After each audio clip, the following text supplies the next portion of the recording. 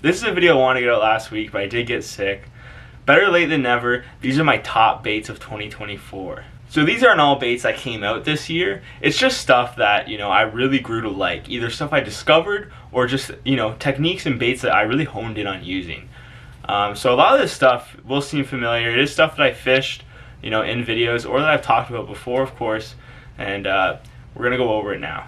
A very simple technique that I've appreciated for a long time now is just a soft plastic paddle tail on the back of a jig head.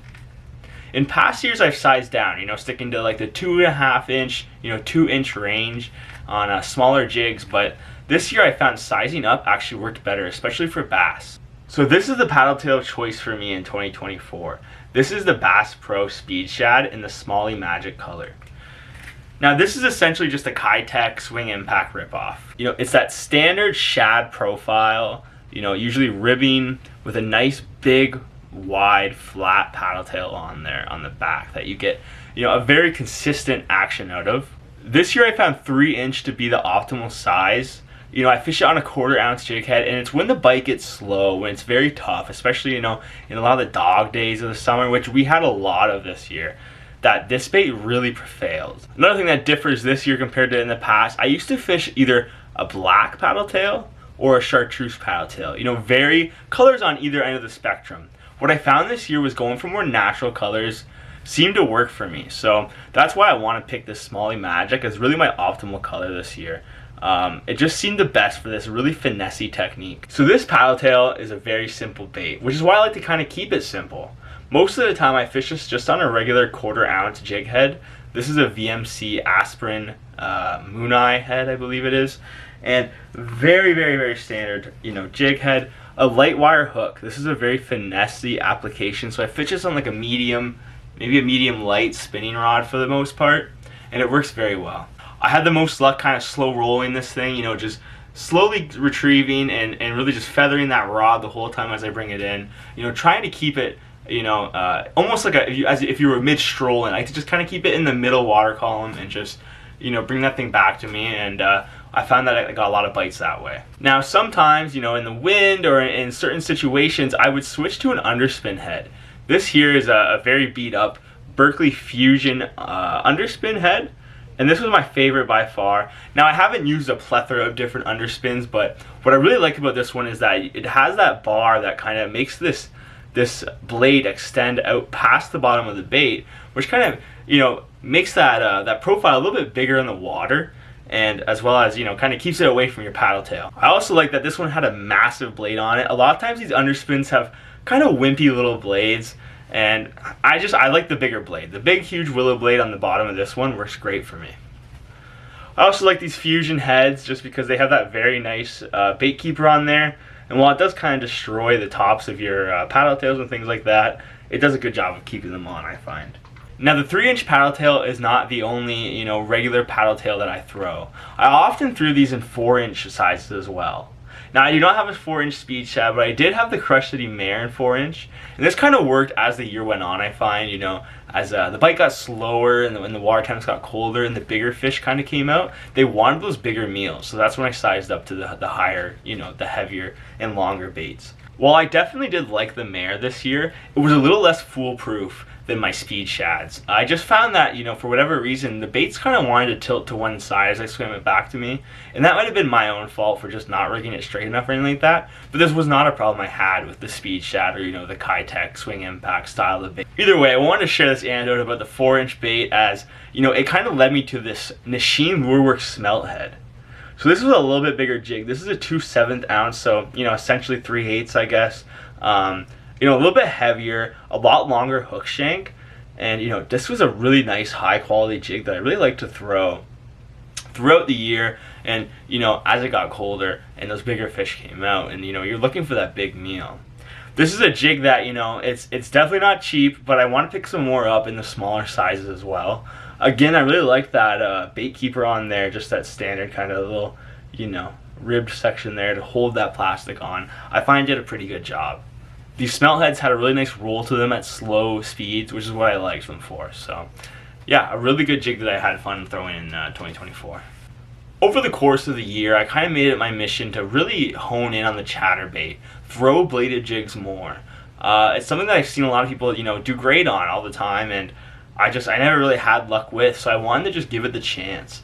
And I found out that I really like white and chartreuse chatterbaits, specifically with a gold blade. This here is the Chatterbomb from Bass Pro, and I have it paired with the Freeloader from Crush City. Yeah, a really nice, it's a very standard chatterbait. There's not much I can say. I don't think it's really any different from the regular Z-Man chatterbaits, but I just seem to like the pairing. I do like the skirt color, how you have some black in that chartreuse on top there. Just kind of adds a little bit more, contrast in the water. I don't love that you just have a regular rubber band on as your skirt. I always prefer hand-tied jigs, of course, but these come in at a cheap price, so I cannot complain. I'll talk a bit about the Freeloader from Rapala. This was a bait that came out, I think it's been a couple years now, and it's essentially one of those kind of do-nothing minnows that are for like mid-strolling, things like that, but it works great as a chatterbait trailer. It's a little bit stiffer than a spunk shad or a chatter spike or something like that. You get a little bit less action out of it, but I didn't find this to be a problem at all.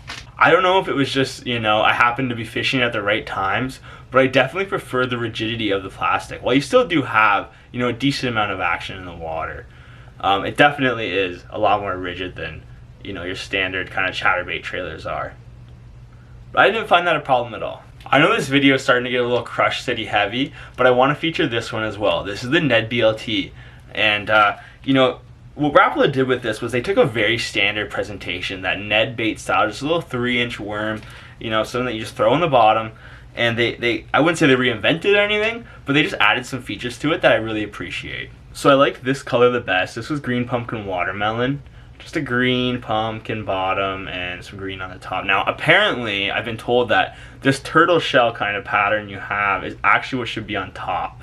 So as it comes down, right, you should have that turtle shell on top. Now,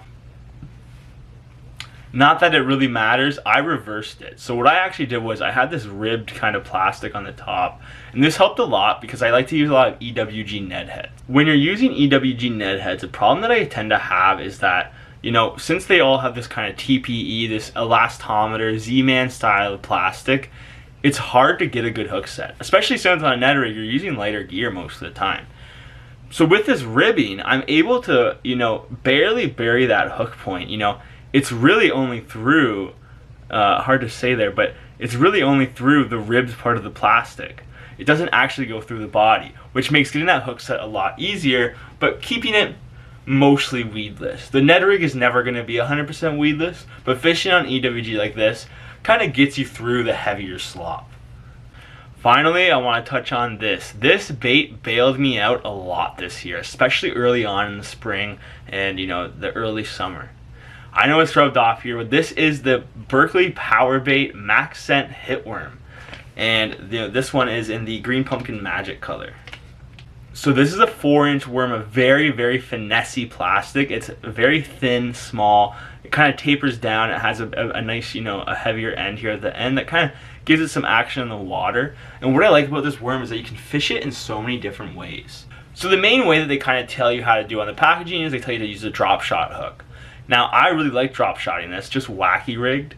This was a technique that I found worked more in the fall, that's kind of when I really started to use it in that way. But I really like this just straight wacky rigged, or even on a very light Texas rig. A lot of the times when I fish for bass, I'm really just sight fishing them. A lot of the spots we fish are kind of in, old canals, ponds, smaller bodies of water where I can see them from shore. So when I know those hot spots on places I fish often, I know there's going to be a fish right there. This is the bait that I'll drop in front of them. For whatever it is, that Berkley Max Scent just does a really good job at attracting fish. I don't know if it's the scent. I mean, it has a very strong, specific scent. It does say that it catches 45% more fish. I mean, it is definitely a lot more expensive plastic than others on the market, and it is a lot less durable, but it is really good at catching fish. So, it's something that I have to keep buying. That's it for me today, and that's the end of our 2024 recap videos. I just wanted to share a couple standouts in my tackle bag that I really enjoyed throwing this year. If you have something that you've been throwing over the course of 2024 that you really loved, please leave a comment down below and let me know. I always love trying out new baits. Over the next couple weeks, I have some unboxing videos. I was able to get a couple mystery tackle boxes for Christmas, so we're going to be opening those and showing off what we got. I'm pretty excited for that. That is all. So thank you all for watching. Please like, comment, subscribe, and tight lines out there.